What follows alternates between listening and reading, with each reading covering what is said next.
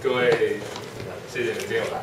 那我们家东西应该大部分人应该都很清楚，可是因为这个其实形式上的东西，我还是要讲一下，就是我们公司的那个历史，大家再看一下。下一页。然后这个特性应该大家都知道，可是可能有少数有几位还不太清楚。因为反正现在这些键盘很红嘛，大家应该都知道，不是只有我们 Cherry 啊，反正大家都要做嘛。反正都是你们家，都是你们家，都是你们家的东西啊。对，大家都是用我们 Cherry 的轴，对。所以轴承的部分大家就是这样子啊，大家了解一下，因为其实功能特性都差不多啦，大家都很清楚。安哥，请坐，请坐。然后这个是轴承拆开来的，可能有些人不知道，即使有用过的话，它里面主要的结构大概是这样。那二极体的部分就是取决于那个 N key 部分，所以有的会没有二极体，有的会有二极体。这应该是 Cherry 的键盘才会发生这种事情，大部分都是如果有 N key 的话，都会有负一个二极体。那 LED 灯也是一样，有的是有带灯，有的是没带灯，啊，跳线式都会有啦。如果没有 N key 会有跳。然后真正取决于轴承手感就是弹簧，其实里面是弹簧，弹簧的系数不一样，所以手感不一样。五节不六节，没问题哦，下一页哦。我的移动那这个是它接触点的位置，它是怎么样去触发？怎么样去触发那个讯号那个东西？键盘。你说这里看到吗？要不要关灯？要关灯吗？不要，各位不需要。关灯会想睡觉，是吧？我帮那个谁讲的？又我，不是阿莫斯啊。对，阿莫是啊，最好是我啦。我要带镜头。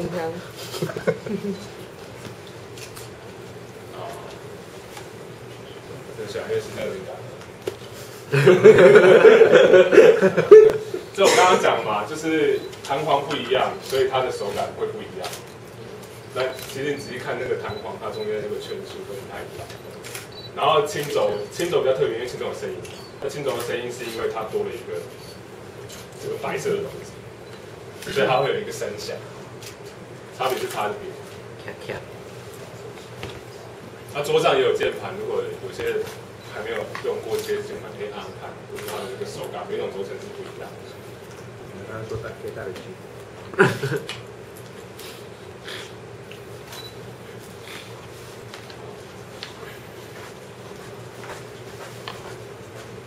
那这边就是轴承它的背后它有两种，那其实大部分除了 Cherry 之外的，大部分都是用没有带夹，就是 NN 系列，它是没有带两颗夹，因为这个看不太清楚。那我大概讲一下，因为它轴承是要放在那个 PCB 板上面，那如果你没有固定的夹位，它放上去过洗炉的时候，它会歪掉，所以有些做工比较差的，你键盘看起来它会有点歪斜，有可能就是它没固定好。那一般来说，除了 Cherry 之外的键盘都会有铁板，铁板的最主要的目的其实主要是制住它的位置，因为它插下去刚好一个铁板一个正方形刚好插下去这样。那除了 Cherry 之外，就是只有 Cherry 它不用铁板，那它没办法，你会不会觉得它没有用铁板的话它怎么固定？它其实它的 switch 上面有两个夹，就会有两个黑色的夹。那只是它在做 PCB 板上面的时候，再多做那两个角位，然后直接插上去就好了，它就可以固定住。所以其实要分别有没有铁板的话，应该是这样分别。那这东西没有影响。不会影响到轴承的任何，它完全只是固定的一个方式。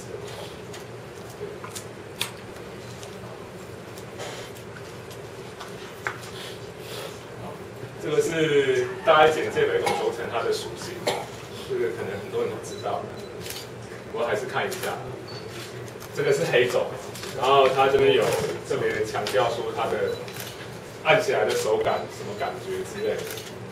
那这个系数应该有看有用吧？对，还是可以看一下数据图，可以看一下。那主要黑轴的话，就是它没有段落，它没有段落感，然后它也没有声音，那回馈力道比较大一点，比红轴大。所以黑轴就是有部分人可能会觉得按起来的手感回馈力道太大，然后反而去看红轴之类的。什么事情？什么事情？这是轻轴，轻轴认真讲话。应该最多人怎么讲？机械式键盘大家应该都会以为是轻轴，因为都觉得机械式按下去一定要有声音嘛。那轴承里面只有轻轴是有声音的，它按下去是有声音的。这边有一把，我也不知道哪一把，反正按下去有声音的就是那一把。有一把就是轻轴，中间黑的，按下去就是会有那种咔咔咔的声音，就是大家最久以前认为机械式键盘就是应该是这样的叫机械式键盘。那轻轴也是算是最久的一个产品。那它的特色就是它有声音嘛，然后它按下去的时候，因为它那个声音的那个键，所以会有一个段落的感觉，这是它最大的特色。数据图。再来是茶轴，茶轴的话就是它没有声音，但是它有段落感，就有些人喜欢那个段落的感觉，可是不喜欢用声音，所以就有茶轴用的。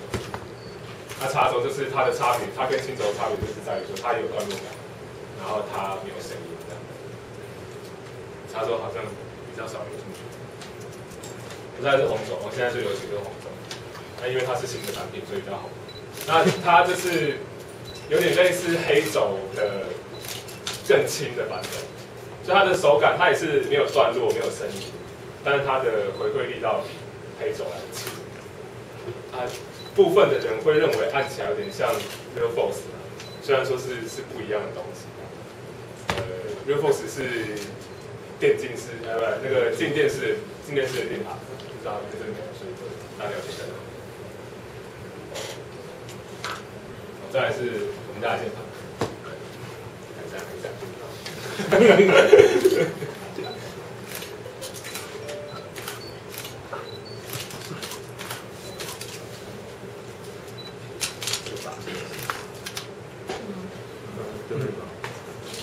这新产品啊，它其实是黑轴，它的市场是走比较算低价位的，就是我不知道大家如果知道大体有一把比较便宜的机械式键盘啊，其实我们是要走这个市场，所以它可能比较对一般人来说可能会觉得它比较好像没有什么太特别的地方，但是因为它本来就是要走低阶市场，所以它为了成本考虑，它会牺牲掉一些它的市场。对，但是最主要它的外形是蛮特别的，因为目前据我所知啊，目前机械式键盘这个整个全世界这个市场里面，大概只有这一把是可以做到最好的。如果大家有研究的话，会发现机械式键盘其他的缺点就是它特别厚，很少人可以把它做到很薄。那这把因为有拿出来吧，大家如果有兴趣可以看一下，其实它在机械式键盘里面是算。前面还有一把，前面还有一把拔剑器。它是专业的键盘手没带拔剑器。那它一样，当然它也是一样是用吹的轴承，那只是因为为了成本的考量，它的生产地是在大陆。哦，对，可是我相信品质应该不会差哪里去，以它的价位来讲的话，因为市场的售价，我们目前我们暂时暂定是不会超过2000块，会低于2000块对。那可是它上市时间有一点晚了，上市可能是5月才会上市。对，所以现在要先跟大家讲一下，因为最近手卖太好。然后一样是雷科，它的上面的那个雷奥一样是雷科，不是那个印刷是雷科。那材质的话就是会变成 ABS 这样。那其实这个是第一波啦。因为如果大家有仔细看一下，会觉得好像它有些空旷的地方，它这个模具将来会有别的改良，就是这是第一波啦。那接下来会有，比如说带有背光的啊，或是接线分离的啊，都是长这个样子，但是它就陆续它会有它其他的产品出来。那只是这个是算是确认它这次它为了要着重这个市场，然后特别去研发一款就是专门做消费型因为如果大家有去研究Cherry以前的键盘，会发现到它以前其实是很古板的，它的造型是比较古板的，对吧？那现在是它真的有 focus 这个市场，所以它特别设计这样子的形式。那陆续之后还会再有其他的款式，这应该够就好。这边很忙啊。那大致上比较特殊的规格，比较特别的地方，大家就讲一下，就是 ABS 色素等级，然后键盘蛮轻的啦，因为我们都没有铁板，所以比较轻。然后尺寸比较小一点，会比原本小。它主要是把。那在台湾的话，layout都是一致键的原则。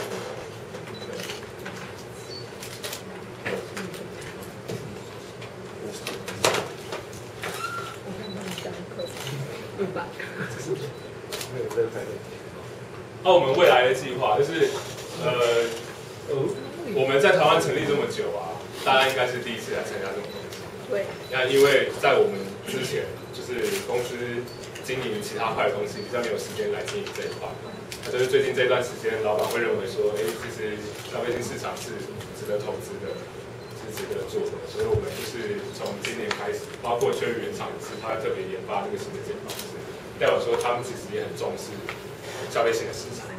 那我们目前今年的计划，我们就会着重消费性的市场，提高玩家或者是电竞的玩家，就会特别去针对他们去做一些研发。那原厂那边也是会请设计团队去设计型号，包括之后，因为这一款键盘其实不是 for gaming 的，后面还会有一款真正是 for gaming 的。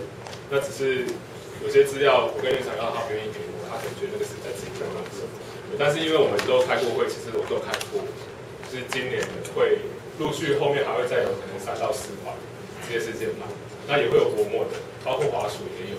就是 Cherry 它其实有很用心的要去经营这一块，消费性这一块，就是可能不会再像大家以前觉得说，Cherry 都是好像名不见经传，只有卖走这样。他现在其实他很努力的去把他自己的研发。比较做很专业。什么？什么？然后反正就是我刚才讲的嘛，3到4款一般消费性，那电竞大概会3款，包括滑鼠来的。那未来我们也会多去做一些行销活动，或者是多开这种会，让大家吃吃喝喝用起来。他们喜欢啊，希望大家可以继续支持Cherry，谢谢。然后一直到做到，什么公司？